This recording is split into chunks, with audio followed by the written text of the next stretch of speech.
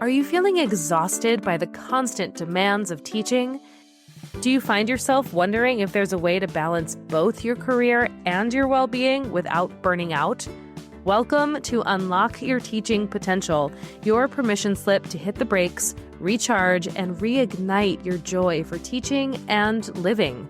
I'm Dr. Jen Rafferty, former music teacher, author, TEDx speaker, and founder of Empowered Educator. And I've been where you are, exhausted, overwhelmed, and just trying to get through the day, making it all work.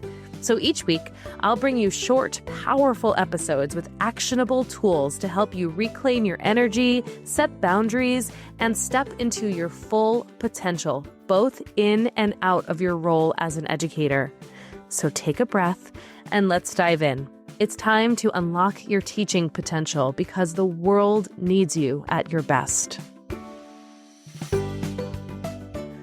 Before we dive in today, I invite you to take a breath with me.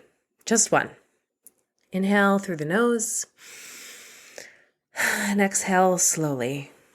Let's just be here because today's conversation is one that so many of us need to hear, especially if you've been silently beating yourself up for not doing quote unquote enough, or if you've been feeling as if you're stuck in a loop of avoidance, guilt, and shame. Because today we are talking about procrastination. But not in the just try harder or use this productivity hack kind of a way. We're going deeper because procrastination isn't actually a time management issue. It's not a discipline issue either. It's an emotional regulation issue. And more than anything, it's a sign that your brain is doing its best to protect you. So if no one has said this to you lately, there is nothing wrong with you. So let's talk about it. And I want to start with a moment from when I was in the classroom, and maybe you've lived something like this too.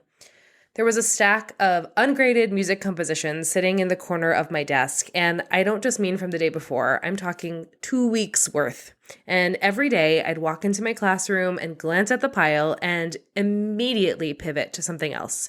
I'd maybe be planning out my lessons for the next month, or cleaning out my inbox for my emails, or making copies for that really big event that was happening the following week.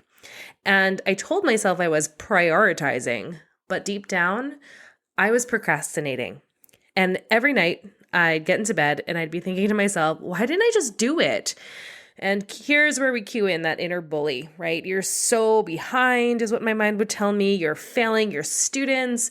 You are clearly not cut out for this. But that inner bully didn't see the full picture. Because when I finally got honest with myself, I realized that I wasn't avoiding the grading, I was avoiding the emotional weight of it. Would I see that my feedback wasn't really helping them? Would I find the evidence that I wasn't reaching them and they actually didn't even care? Would it feel like I was failing them in some way that no amount of rubric points could fix? That grading pile felt like a mirror that I wasn't really ready to look at. And so my nervous system shut down. It steered me towards supposed safer tasks, things that I could more easily control, things that didn't poke at my perceived self-worth. This isn't laziness, it's emotional protection. So let's talk about the brain science here for a moment. When we face something that brings up fear or discomfort or emotional risk, I've said this a million times before and it's worth repeating because our brain loves repetition also, the brain's amygdala gets activated. And that's the part of the brain that's responsible for detecting threats. And yes, those threats used to be lions and tigers and bears, but they're now emails, lesson plans, grading, hard conversations, literally anything that feels emotionally loaded. And when your amygdala is activated, it temporarily overrides your prefrontal cortex, which is the part of your brain that helps you plan, initiate tasks, and focus.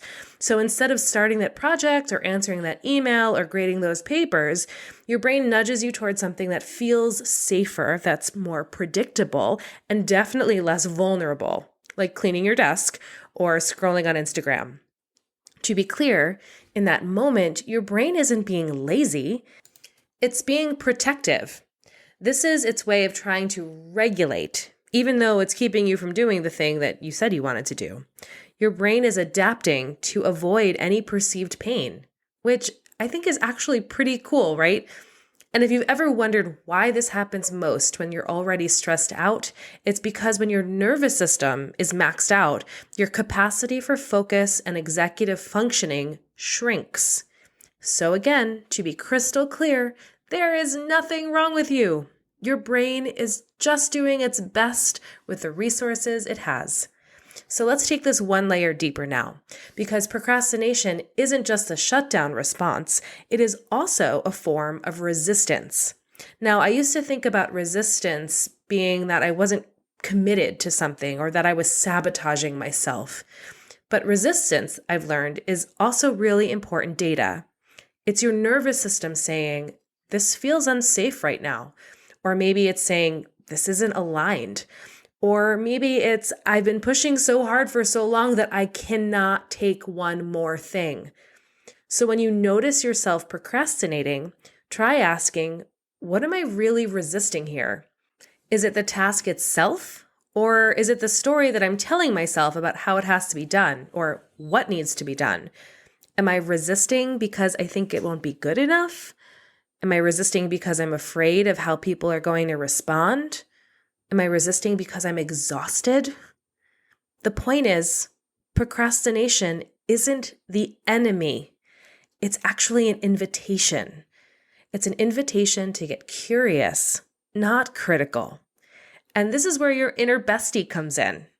Because when you're stuck in that moment, your inner bully most of the time takes the microphone and says, oh, you're so behind.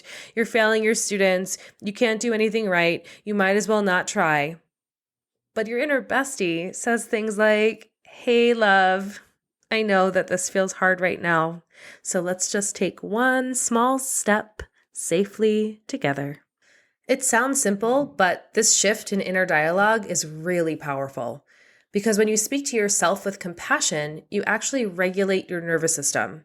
You're inviting your prefrontal cortex back online because you're creating psychological safety, which is the very thing that your brain has been seeking. So ask yourself when you're noticing resistance, who's speaking? Is it your inner bully or is it your inner bestie? Let's walk through an example together. So let's say you're staring at your laptop. There's a task that you've been avoiding. Your stomach is tense. You're noticing that you're feeling scattered or you're irritated, or maybe you're feeling like you just need a nap. Here's what you're going to do. First, pause. You noticed? Amazing. Get your feet on the ground. Take a slow, deep breath and gently say to yourself, I'm feeling some resistance. So interesting. And it's okay. Then you're going to name the emotion. Maybe it's fear, maybe it's pressure or shame or perfectionism. Say it out loud. Let your brain hear it. Naming the feeling actually softens that emotional charge because you're not the emotion. You are observing the emotion. And then ask, what would make this feel 5% safer? Maybe you turn on some music and get up and dance. Maybe you text a friend and say, hey, I'm starting this thing that I've been avoiding.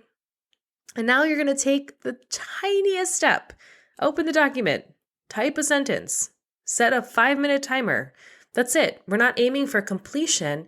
You're aiming for connection. You're aiming for safety. You're showing your brain that you can begin and it's safe. And every time that you do this, you're not just getting something done, you're rewiring your brain. You're rewiring it for calm, for clarity, and most importantly, the courage to do it again. So let's return to you. What is one thing that you've been avoiding lately? And underneath that, what emotion might be there? What would it look like to respond not with force, but with love and care? Let your inner bestie lead you through this one because they're wise. They're kind. Your inner bestie knows that you are doing your best because the truth is, you are. Your procrastination is not a flaw. It's a flag. It's your brain waving at you, asking for grace and some attention. So let's give it. Let's give you that grace and attention. And before we close out the podcast today, I am so excited to share that Empowered Educator now has a school store. So if you head over to empowerededucator.com/school store, you will find all sorts of really cool things to support you on your Empowered Educator journey. And as always, we're going to end with a card from the Empowered Educator card deck. And this week's card says, your worth does not equal your productivity. That's a good one. And so many of us conflate our worth with our productivity. And I think this goes along with this episode that we had today. Your worth has nothing to do with your productivity. You are worthy because you woke up this morning. You don't have to earn it. You simply are. Remember, the most generous thing that you can do for your students is take care of yourself. So if you found today's episode helpful, be sure to subscribe so you never miss a moment of inspiration. And if you're loving the show, I'd love for you to leave a review. This helps more educators like you find the space to unlock their teaching potential too.